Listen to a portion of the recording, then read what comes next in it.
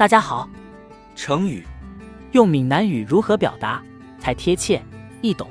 来，跟我一起走进古早话推广协会吧。成语甲台语对讲，自食恶果。这句台语要安怎讲？菜坛食菜，菜卡死。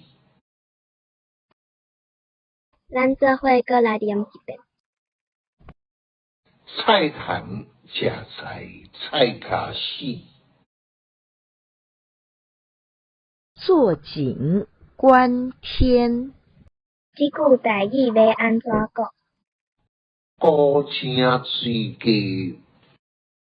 咱做伙过来念一遍。